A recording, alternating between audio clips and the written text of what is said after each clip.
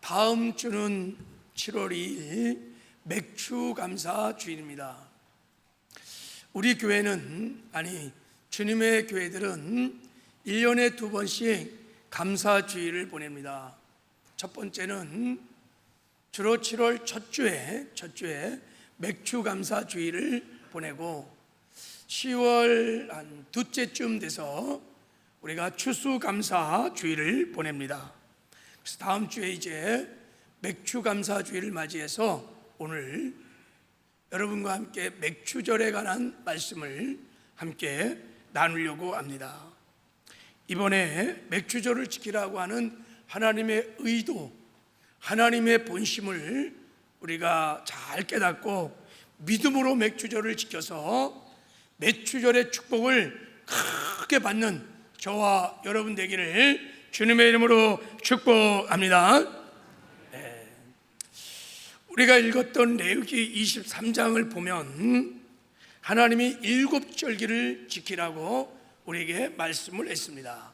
자, 7절기가 이렇게 나왔는데 한번 읽어보겠습니다. 시작. 유월절, 무교절, 초실절, 맥주절, 나팔절, 속죄절, 장막절. 맥주절은 저 7절기의 몇 번째 절기일까요? 정중앙에 있는 4번째 절기입니다. 저 맥주절은 초실절과 맥주절 사이에 50일이 지난 이후 지킨다 해서 오순절이라고도 하고, 초실절과 맥주절 사이에 안식년이 7번 들어가요. 그래서 77절이라고도 합니다. 안식일이 7번 들어가요. 그리고 시기가, 맥주절을 시기는 시기가 밀과 보리를 추수해서 첫 이삭을 드리는 시즌에 드리는 절기이기 때문에 맥주절이라고도 합니다. 그러니까 이름이 3개예요. 자, 왜 하나님께서 맥주절을 지키라고 하셨을까? 이 의미를 우리가 알아야 이제 다음 주에 맥주절을 잘 지킬 수가 있어요.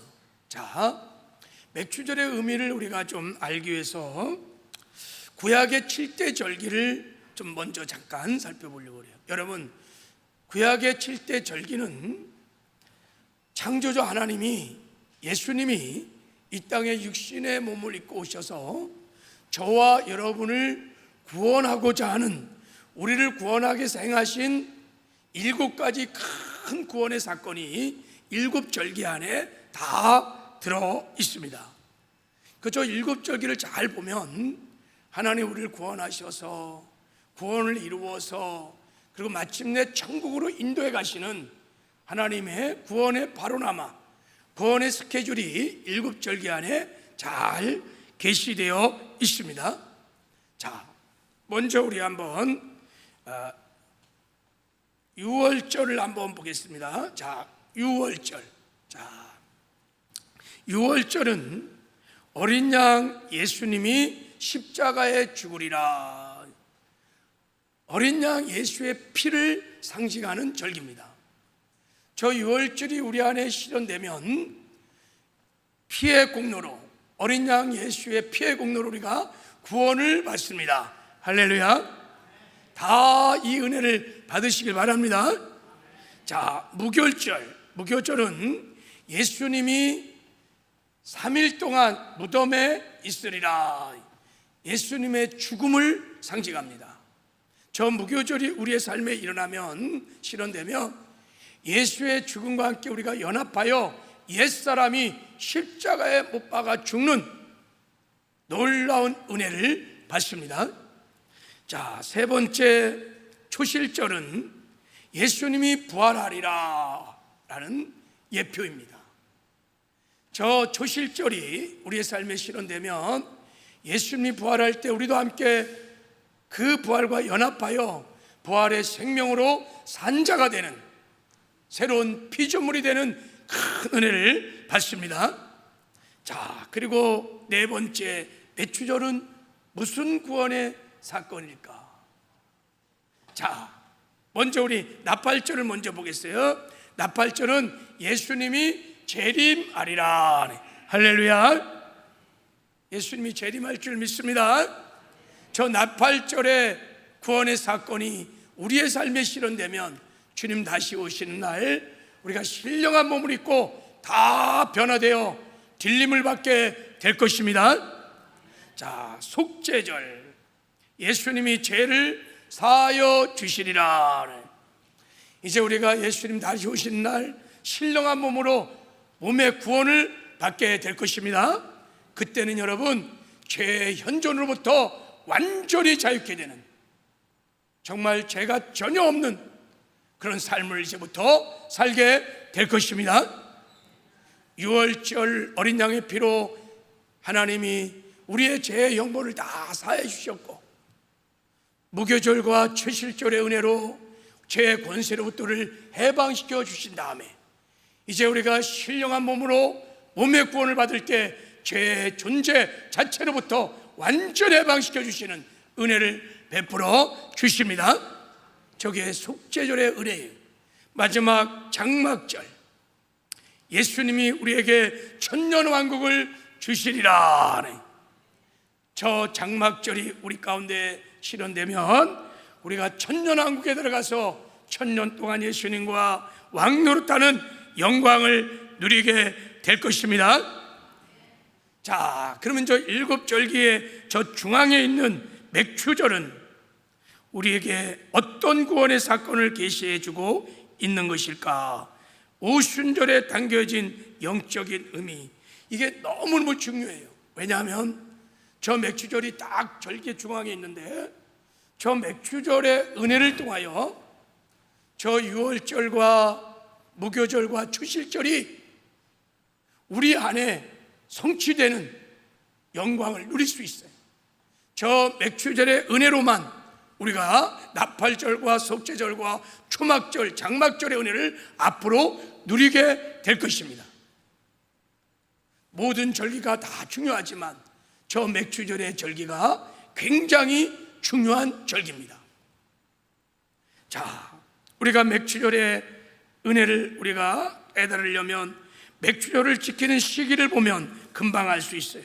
말씀대로 맥추절은 주님의 부활을 상징하는 초실절부터 50일째가 되는 날 우리가 맥추절을 지킵니다.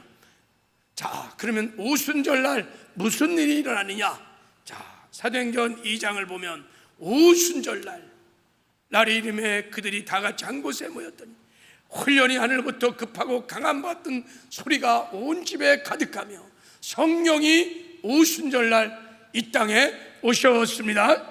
성령의 강림 사건이 오순절 사건입니다.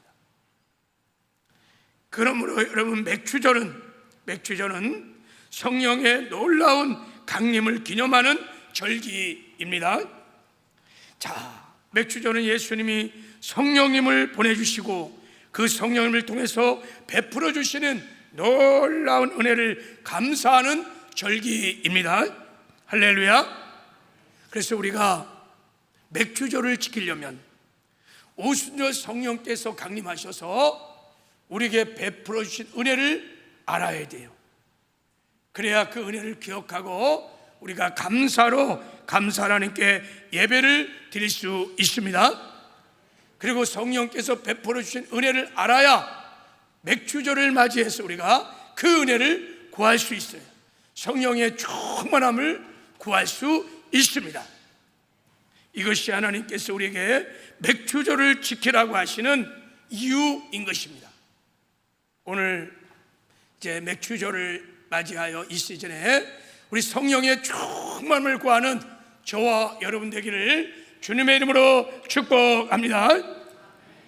첫 번째, 성령이 오셔서 우리에게 베풀어 주신 최고의 은혜는 첫 번째 무슨 은혜냐면, 자, 죽을 영혼을 살려 주시는 것입니다. 거듭나게 하신 은혜를 성령이 베풀어 주십니다. 일곱 절기로 말하면 유월절을 성취해 주십니다. 자, 오늘 본문의 우리 17절 말씀을 한번 읽어보겠습니다.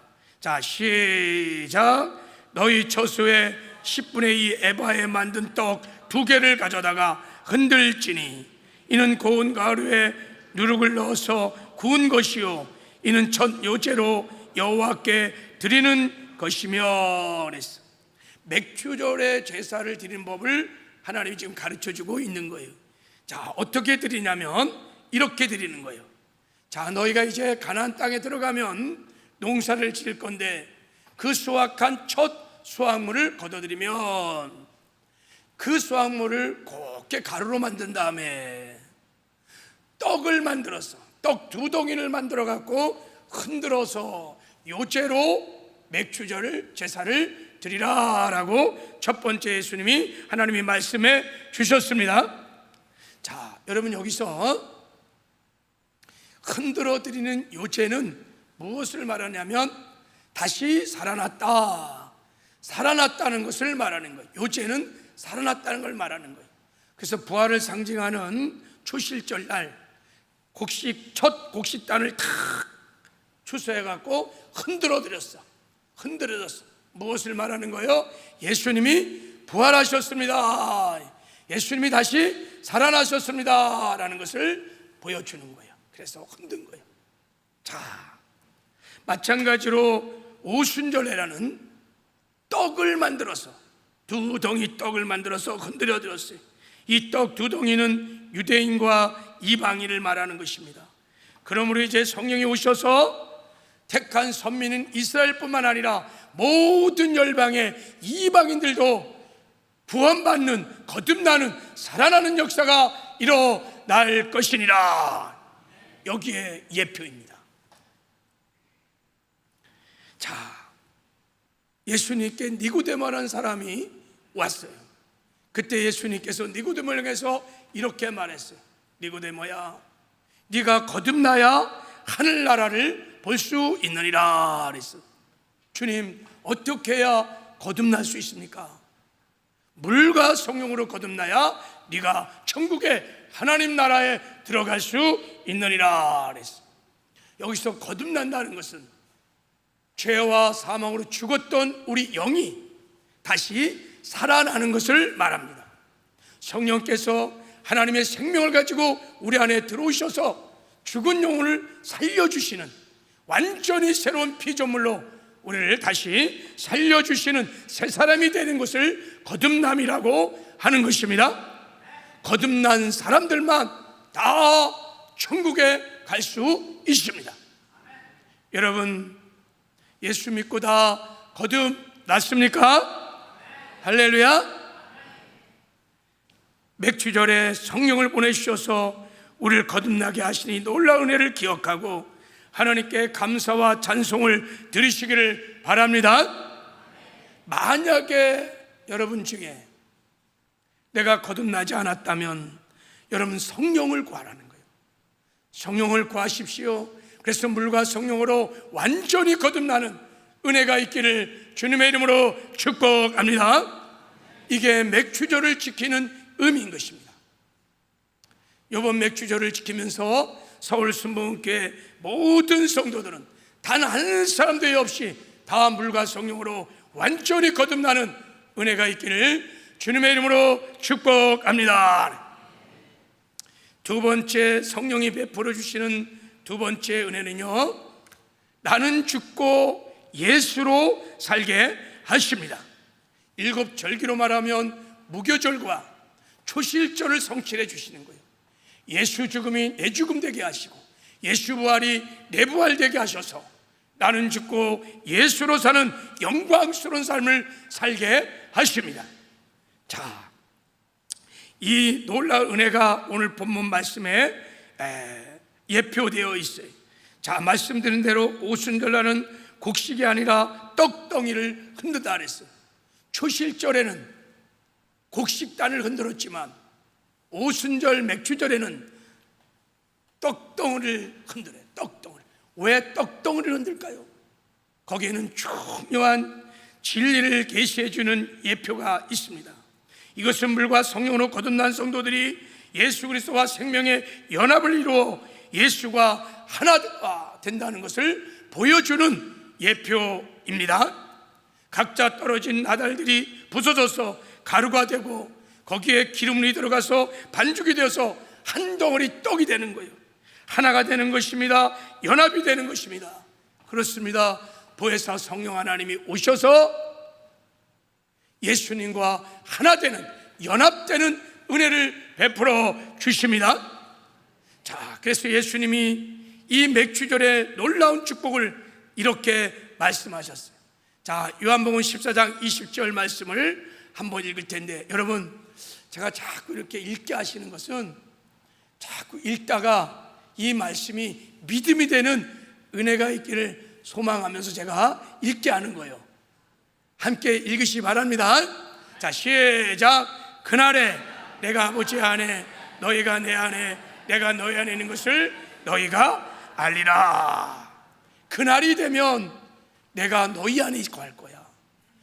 그리고 내가 너희 안에 거할 거야. 할렐루야.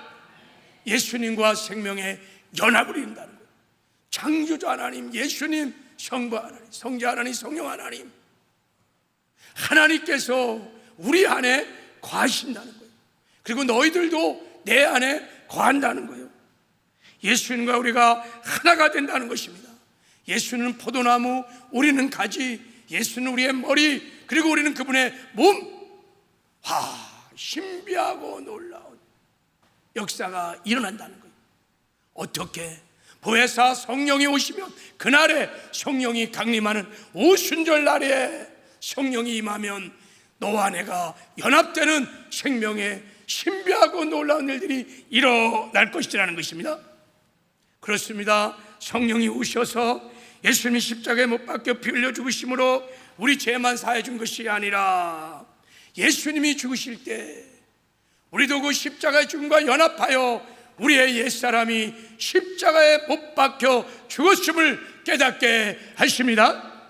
믿어지게 하시는 거예요. 종로로 타고, 죄의 종로 타고, 마귀의 종로 타고, 세상의 종로 타고, 율법의 저주 아래 있었던 옛사람을 예수님이 십자가에 못 박아 처리해 주셨습니다. 이 놀라운 복음을 성령이 오셔서 깨닫게 하시는 거예요. 더 나아가서 예수님이 부활하실 때 우리도 함께 부활과 연합하여서 예수 부활, 내 부활, 부활의 생명을 얻어서 우리가 산자가 되었습니다. 이 놀라운 복음도 보혜사 성령께서 오셔서 깨닫게 하시는 것입니다. 그래서 여러분, 예수 죽음이 내 죽음 되고 예수 부활이 내 부활이 되어서 우리가 예수 안에 거하고 예수님이 우리 안에 거하는 주님과 생명의 연합을 이루는 놀라운 역사가 일어난 것입니다. 그래서 이 은혜를 받은 사람은 나는 죽고 옛사람은 죽었어요. 이제는 예수의 생명으로 사는 놀라운 축복된 삶을 살게 될 줄 믿습니다. 내가 그리스도와 함께 십자가에 못 박혀 죽었나니 그런즉 이제 내가 산 것 아니요 내 안에 그리스도가 사시는 것이니라. 이 복음이 실제가 되는, 이 복음을 실제로 누리는 영광을 보혜사 성령 하나님께서 오셔서 우리에게 그 은혜를 베풀어 주시는 것입니다. 그러므로 우리가 성령 충만하면, 성령에 사로잡히면 우리 속사람이 강건해지고 주 안에서 나 죽고 예수로 살아 날마다 주님과 동행하는 삶을 살게 될 줄 믿습니다. 포도나무 가지가 포도나무로 사는 것처럼 포도나무로부터 생명을 공급하고 수분을 공급받고 포도나무의 물을 주렁주렁 맺히며 사는 것처럼 우리가 성령 충만하면 나 죽고 예수로 살아. 그래서 우리의 삶에 예수의 열매를 주렁주렁 맺히는 복된 삶을 살게 될 줄 믿습니다. 여러분, 맥주절을 맞이해서 나 죽고 예수로 사는 내가 새로운 피조물이 된 것을 깨닫고 감사로 하나님을 영원롭게 하는 은혜가 있기를 주님의 이름으로 축복합니다. 근데 이렇게 맥주절을 맞이했는데도 불구하고 나 죽고 예수로 사는 이 복음이 내 삶의 실제가 아니면 기도해야 됩니다. 성령께 은혜를 구해야 합니다. 주님, 갈라서 2장 20절의 복음이 내 삶의 실제가 되게 하여 주시옵소서. 예수 죽음이 나의 죽음, 예수 부활이 나의 부활이 된 것이 깨달아지고 믿어지게 하여 주시옵소서. 그 은혜를 구하라고 하나님이 매년마다 맥주절을 지키라고 말씀을 하신 것입니다. 늘 성령 충만하시기를 주님의 이름으로 축복합니다. 세 번째, 보혜사 성령께서 우리에게 베풀어 주시는 은혜는 신부인 성도들을 신부단장 잘해서 준비시켜서 신랑 예수님을 맞이하게 해 주십니다. 성령께서 오셔서 나팔절의 영광, 날팔절의 구원의 사건을 우리의 사건이 되게 하시는, 예수님 다시 오시는 날 다 들림받고 영광의 신랑 예수를 맞이하는 은혜를 성령이 베풀어 주십니다. 이것을 첫째 부활에 참여하는 거라 그래요. 첫째 부활에 참여하는 영광을 성령이 베풀어 주십니다. 자, 우리 한번 계시록 20장 6절 말씀을 읽겠습니다. 시작. 이 첫째 부활에 참여하는 자들은 복이 있고 거룩하도다. 둘째 사망이 그들을 다스릴 권세가 없고 도리어 그들이 하나님과 그리스도의 제사장이 되어 1000년 동안 그리스도와 더불어 왕노릇하리로다. 할렐루야. 첫째 부활에 참여한 자는 복이 있도다. 최고의 축복이. 그래서 천년왕국에 들어가서 예수님과 함께 1000년 동안 왕노릇하다가 새하늘과 새 땅에 들어가서 영원히 하나님 아버지와 함께 살게 될 것입니다. 할렐루야. 여러분, 우리의 궁극적인 소원은 첫째 부활에 참여하는 것입니다. 우리가 예수를 믿는 목적이 뭐예요? 구원받는 거예요. 우리가 구원을 받는 궁극적인 목적이 뭡니까? 천국 가는 것입니다. 할렐루야. 첫째 부활에 참여하여 천국에 들어가는 것이 모든 성도들의 유일한 산 소망인 것입니다. 그 소망을 이루어 주시는 분이 누구냐? 보혜사 성령 하나님이십니다.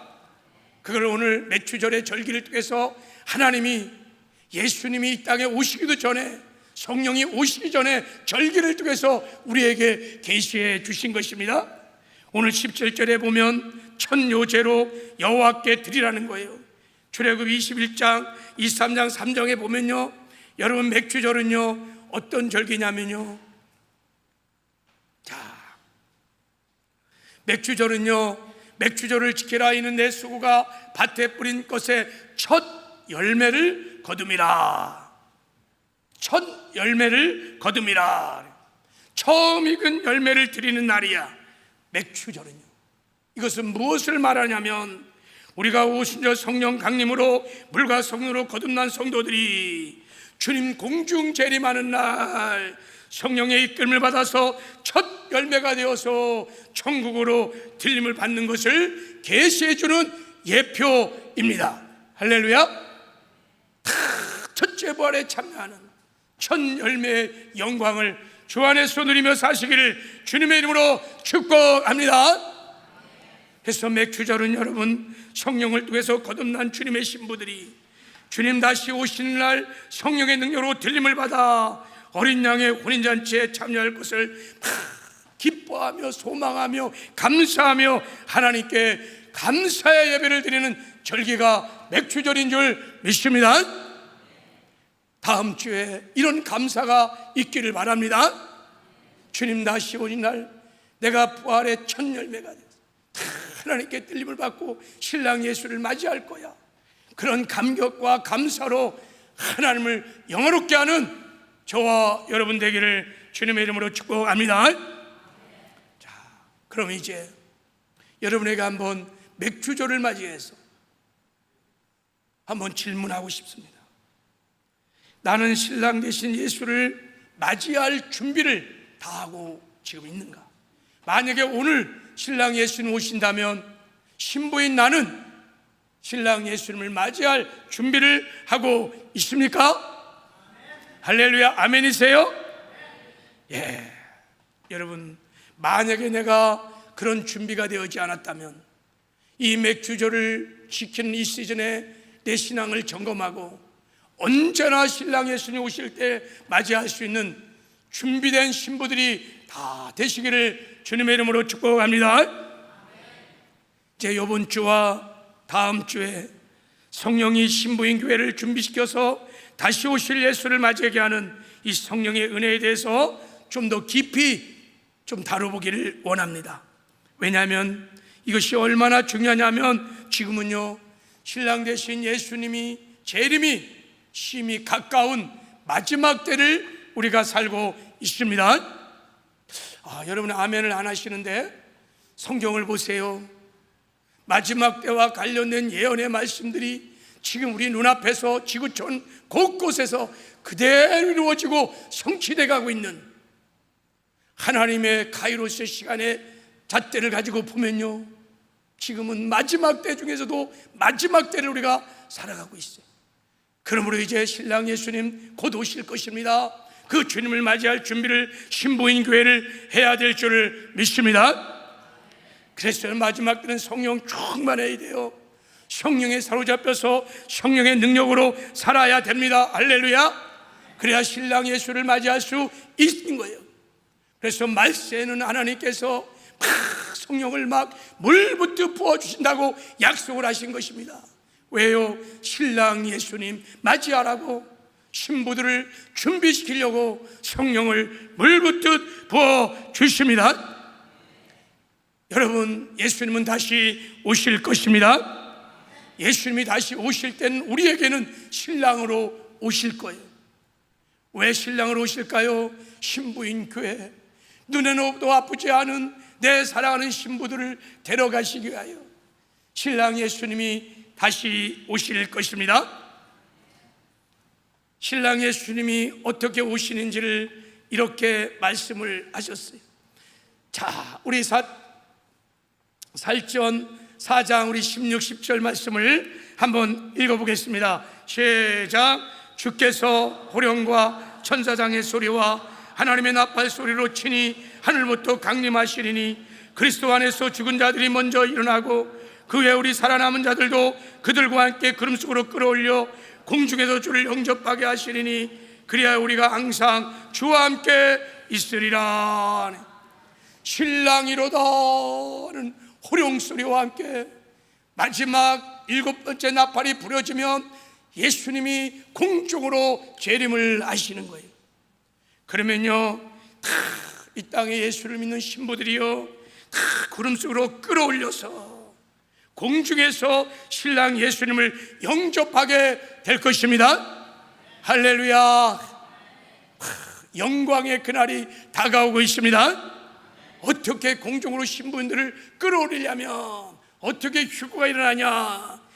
여러분, 열왕기하 2장 11절에 보면 엘리야가 바람을 타고 하늘로 올라가더니 그랬어요. 이 바람이 여러분 쌓으라가는 바람인데 사도행 2장에 급하고 강한 바람처럼 그 바람이 성령의 바람을 타고 주님이 공중에 재림하시면 성령께서 신령한 몸으로 예수님과 같은 영광스러운 몸으로 우리를 변화시키셔서 성령의 바람으로 신랑 되신 예수님께로 우리를 인도해 주실 줄 믿습니다. 우리는 그날을 소망합니다. 신부인 우리에게 최고의 영광스러운, 신부인 우리에게 최고 기쁜 날, 우리는 늘 그 소망을 가지고 신랑 예수님 오실 것을 기대합니다. 신부인 교회는 그 영광의 그날을 기다리고 있습니다. 바라기는 우리 서울순복음교회 모든 성도들 단 한 사람도 예 없이 신랑 예수님 오신 날 다 들밀받고 첫째 부활에 참여하는 영광과 승리가 있기를 주님의 이름으로 축복합니다. 이게 제 목회 비전이고 목표예요. 나에게 맡겨진 영혼들 성령과 함께 신부단장 잘해서 한 사람도 낙오되지 않고 한 사람도 버림받지 않고 다 첫째 부활에 참여해서 영광의 신랑 예수를 맞이하는, 그래서 천년왕국에 들어가서 영원히 하나님과 함께 사는 축복이, 영광이 우리 모든 사랑하는 성도들에게 있기를 바랍니다. 찬송가 180장을 잘 아시죠? 하나님의 나팔 소리 천지진동할 때 예수 영광 중에 구름 타시고 천사들은 세계 만국 모든 곳에 보내어 구원 얻을 성도들을 모으리. 나팔 불 때 내 이름, 나팔 불 때 내 이름, 나팔 불 때 내 이름, 부를 때 잔치 참여하겠네. 할렐루야. 나팔 불 때 신랑 되신 예수님이 저와 여러분의 이름을 불러주실 것입니다. 이 찬송의 가사가 신부인 저와 여러분의 평생의 노래가 되기를 원하고 기도의 제목이 되기를 주님의 이름으로 축복합니다. 자, 그런데 이제 문제는 성경을 보면 주님이 재림하실 때 무조건 다 들림을 받는 것이 아니라는 거예요. 오직 준비된 신부들만, 그 영광스러운 사랑하는 신부의 신랑인 성들이 주님을 맞이할 수 있다는 거예요. 자, 오늘 본문의 말씀을 보면 예수님께서 마태복음 25장을 통하여 열처녀의 비유를 말씀하시면서 이렇게 말씀하셨어요. 그들이 살아간 사이에 신랑이 오므로 준비하였던 자들은 함께 혼인잔치에 들어가고 그랬어요. 준비한 슬기로운 다섯 자녀는 신랑 예수를 맞이하고 혼인잔치에 들어갔고 그랬어요. 그리고 문이 닫혔어요. 그의 남은 처녀들이 와서 이르되 주여 주여 우리에게 열어주소서. 대답하여 이르되 진실로 너에게 이르노니 내가 너희를 알지 못하노라 하였느니라. 미련한 다섯 처녀는 준비되지 않아서 다 버림을 받았어요. 천국에 못 갔다는 거예요. 여러분, 마태복음 22장에도 예수님이 이런 말씀을 하셨어요. 천국 혼인잔치의 비유를 예시하면서 청함을 받은 자는 많되 택함을 입은 자가 적으니라 그랬어요. 예배당에 들어온 사람들은 많이 있지만 정작 주님이 재림하는 날 들림을 받을 첫째 부활에 참여할 자들은 적다고 말씀을 하셨어요. 계시록 19장에 보면은 여러분, 혼인잔치에 참여한 신부들을 보니까 우리가 즐거워하고 크게 기뻐하며 그의 영광을 누리세 어린 양의 혼양의 길을 얻고 그의 아내가 자신을 준비하였으므로. 어린 양의 혼인잔치에 참여한 모든 신부들은 자신을 준비한 사람들이에요. 준비된 신부들만 다 들림을 받고 어린 양의 혼인잔치에 참여한 것을 알 수 있습니다. 마지막 때는 구원받는 자가 적을 겁니다. 마지막 때는 천국에 들어간 사람이 아주 작을 것입니다. 여러분, 노아의 때 전 인류 중에 딱 한 가정만 구원받았습니다. 롯의 때는 소돔과 고모라가 다 멸망될 때 롯과 두 딸만 구원을 받았습니다. 출애굽한 1세대가요 장정만 60만이 다 구원을 받고 나왔는데 광야에서 다 멸망을 당했습니다. 그 멸망의 사건을 고린도전서 9장은 10장은 이렇게 말합니다. 저에게 당한 이런 일이 거울이 되고 또한 말세를 만난 우리를 경계로 기록하였느니라. 그런즉 선줄로 생각하는 자는 넘어질까 조심하라. 예수님 당시에도 택한 선민 중에 얼마나 구원을 받았을까? 제가 보기에는 극소수만 구원을 받았을 거예요. 그때 한 사람이 예수님께 물었습니다. 예수님, 주여 구원을 받을 사람이 적으니까, 이렇게 물으니까 예수님이 말씀하셨습니다. 좁은 문으로 들어가기를 힘쓰라. 좁은 문을 들어가기로 힘쓰라. 그래도 들어가기를 구하여도 못 들어가는 자가 많다는 거예요. 주님께서 마태복음 7장에 말씀하시기를 생명으로 인도하는 문은 좁고 길이 협착하여 찾는 이가 적음이니라 그랬어요. 내가 올 때, 인자가 올 때 믿음을 보겠느냐? 믿음을 보겠느냐? 천국 가는 믿음, 그 믿음을 내가 보겠느냐? 믿음을 잘 못 본다는 거예요. 여러분, 그러므로 우리가 맥주절 오순절을 맞이하여 이제 우리는 한번 점검해 봐야 돼요. 주님이 다시 오시면 나는 정말 들림을 받고 신랑 예수를 맞이할 준비를 하고 있는지, 이것을 점검해 보라는 것이 맥주절을 지키라고 하는 하나님 아버지의 뜻인 줄 믿습니다. 어떻게 우리가 신랑 예수님을 언제든지 맞이할 수 있는 준비를 할 수 있을까요? 예, 마태복음 25장에는 그 답을 한 가지 줍니다. 그것이 뭐냐면 이 땅에 사는 동안에 너희가 거룩하고 의로운 삶을 살아야 한다는 것입니다. 죄와 구별된 거룩하고 하나님 말씀을 지켜가는 의의 삶을 사는 자, 그들은 다 주님 다시 오는 날 천국에 들어가게 될 줄 믿습니다. 그런 말이 오늘 예수님께서 친히 열처녀의 비유를 말씀하시면서 마지막 결론으로 이 비유를 얘기하면서 예수님 마지막 결론으로 이렇게 말씀을 하셨습니다.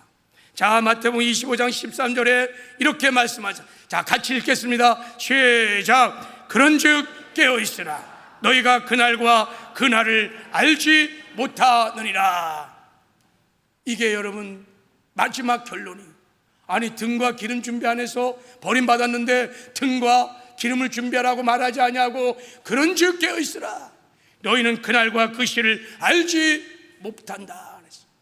그러므로 여러분, 깨어있는 삶, 깨어있는 것이 예수를 맞이하는 비결이요, 어린 양의 오랜 잔치에 참여하는 비결이요, 첫째 부활에 참여하는 비결인 줄 믿습니다. 그래서 종말과 관련된 모든 말씀의 결론은 항상 주님께서 뭐라느냐, 그런즉 깨어있으라, 그런즉 깨어있으라, 그러므로 깨어있으라. 마태복음 24장에도 종말에 관한 말씀하시면서 마지막 때는 인자의 인함이 이러하리라. 노아의 때와 소돔과 고모라 때와 같다 하면서 마지막 결론은 그런즉 깨어 있으라. 이렇게. 그러면 여러분, 깨어 있는다는 게 뭘까요? 여러분 지금 깨어 있으십니까? 자, 사도 바울은 이 깨어 있다는 뜻을 정확하게 이렇게 말했습니다. 고린도전서 15장 34절, 깨어 의를 행하고 죄를 짓지 말라 그랬어요. 깨어 있다는 것은 여러분, 영적인 잠에서 깨어나서 죄를 짓지 않은 거룩한 삶을 사는 것입니다. 하나님의 말씀을 지켜 행하는 의의 삶을 사는 것입니다. 할렐루야. 세상의 식과 방식을 따라 살지 아니하고 하나님의 말씀에 순종하여 말씀을 지켜 행하는 의의 삶을 사는 것이 깨어 있는 것입니다. 깨어 있는 자, 깨어 자기를 준비한 신부들은 주님 다시 오시는 날 다 틀림을 받게 될 줄 믿습니다. 신부가 여러분 반드시 신랑을 맞으려면 결혼식 때 하얀 드레스를 입어야 돼요. 드레스를 안 입는 성도는 신부는 아무도 없어요. 마찬가지입니다. 신랑 예수님 오실 때 신부를 맞이하러 오는 것입니다. 그러므로 죄악에 더럽혀진 옷들을 벗어버리고 순결하고 거룩한 의의 옷을 입어야 합니다. 그래야 신랑 되신 예수를 우리가 맞이하게 될 줄을 믿습니다. 여러분, 지금은 이제 우리가 깨어나서 죄와 구별된 거룩한 삶을, 그리고 하나님 말씀을 지켜하는 의의 삶을 살아야 될 줄 믿습니다. 지금 여는 세상에 빠져서 세상 사람들처럼 그냥 죄를 짓고 그냥 세상의 식과 방식으로 살며가면서 살 때가 아닌 것입니다. 다 그것은 영적인 깊은 잠에 빠진 거예요. 영적인 잠에 빠지면 신랑 예수님 오실 때 맞이할 수 없어요. 다 버림을 받을 거예요. 그러므로 여러분, 우리가 의의 삶을 살아야 될 줄 믿습니다. 근데 여러분, 우리 힘으로는요, 죄와 구별된 거룩한 삶을 살 수 없어. 말씀을 지켜야 하는 의의 삶을 살 수 없어. 우리 힘으로는 불가능해요. 그래서 예수님께서 지금 열처녀의 비유를 준비하시면서 한 가지 우리가 신랑 되신 예수를 맞이할 수 있는 비밀을 알려주셨어요. 그게 뭐냐면 기름을 준비하라는 것입니다. 기름 준비를 하라는 것입니다. 여러분, 이 기름이 뭘까요? 성령입니다. 할렐루야. 기름은 성령을 말하는 것입니다. 기름을 준비하거라. 성령을 받아서 성령 충만하라는 것입니다. 성령 충만하여 성령에 사로잡혀 성령의 능력으로 죄와 싸워 피 흘리게 싸워요 이겨 죄와 구별된 거룩한 삶을 살아가는 것입니다. 성령 충만하여 성령의 능력으로 말씀을 지켜 행하는 의의 삶을 살아가는 것입니다. 그래서 마지막 때게 되면 하나님께서 성령을 물부터 부어 주시는 것입니다. 다른 길이 없어요. 능력이 없어요. 오직 성령의 능력으로만 우리가 신부단장하고 신랑 예수님을 맞이하게 될 줄을 믿습니다. 왜 우리가 여러분 예수를 믿은 다음에도 그렇게 죄와 구별된 거룩한 삶을 살지 못하고 맨날 죄를 지며 왜 살까요? 그것은 여러분들이, 죄와 여러분들이 육신의 소욕을 따라 살기 때문에 그래요. 죄를 짓고자 하는 육신의 생각, 그리고 육의 생각을 따라 살기 때문에 죄를 짓는 거예요. 거룩한 삶을 살려면 육신의 소욕과 싸워서 이겨야 됩니다. 할렐루야. 근데 육신의 소욕은 아무도 이길 수 없어요. 우리의 육신은요, 세상에서 잘 먹고 잘 살고 출세하고 성공하고 여기서 잘 살기를 원해요. 세상의 식과 방식 상관없어요.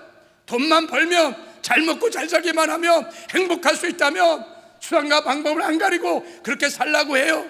그 육신의 소욕을 따라 살면 다 죄를 짓고 사는 거예요. 거룩한 삶을 살 수 없어요. 그러므로 육신의 소욕과 싸워서 이겨야 합니다. 근데 이것은 우리 힘으로는 안 돼요. 그래서 하나님께서 우리에게 육신의 소욕을 이기며 죄와 구별된 거룩한 삶을 살 수 있는 비결을 가르쳐 주셨어요. 그게 뭐냐면요, 여러분, 성령을 우리에게 보내주신 것입니다. 갈라디아서 5장 16절을 보세요. 내가 이르니 너희는 성령을 따라 행하라. 그리하면 육체의 욕심을 이기지, 육체의 욕심을 이루지 아니하리라 그랬어요. 성령 충만하여 성령의 능력으로 살면 육체의 소욕을 이깁니다. 성령의 소욕을 따라 살면 죄와 구별된 거룩한 삶을 살 수 있습니다. 거듭난 자녀들은 다 성령 충만함 하면 죄와 구별된 거룩한 삶을 살 수 있습니다. 여러분, 말씀을 지켜 행하는 것도 우리 힘으로는 안 돼요. 해봤지요? 몸부림쳐봤지요? 말씀에 순종이 됩니까? 안 돼요. 죽었다 깨어나도 말씀도 살 수 없어요. 그래서 하나님께서요, 보혜사 성령 하나님을 우리에게 보내주신 것입니다. 성령이 우리 가운데 임하면 그 완고하고 교만하고 하나님을 대적하고 말씀에 순종하지 않는 완고한 마음을 제하여 주시고, 하나님께 순종하고 싶어하고 말씀대로 살아가고 싶어하고 헌신하고 충성하고 싶은 부드러운 마음, 주님의 마음을 부어주십니다. 그리고 성령을 부어주셔서 하나님의 규례, 하나님의 말씀을 지켜 행하도록 도와주십니다. 성령 충만하셔야 돼요. 여러분, 성령 충만하려면 기도하셔야 합니다. 깨어서 여러분이 기도할 때 성령을 부어주십니다. 우리가 성령의 충만을 구할 때는 언제나 회개하고 거룩한 심령으로 성령을 구하면 성령이 임하십니다. 백주절을 맞이해서 성령을 구하는 저와 여러분 되기를 주님의 이름으로 축복합니다. 그래서 성령 충만해서 성령에 사로잡혀 성령의 능력으로 이제부터 죄와 구별된 거룩한 순결한 삶을 살고 말씀을 지켜 행하는 의의 삶을 살아 신부단장 잘하고 있다가 신랑 다시 오시는 날 다 들림을 받고 영광스러운 그날 신랑 예수를 맞이하는 저와 여러분 되기를 주님의 이름으로 축복합니다. 영광의 그날이 다가올 것입니다.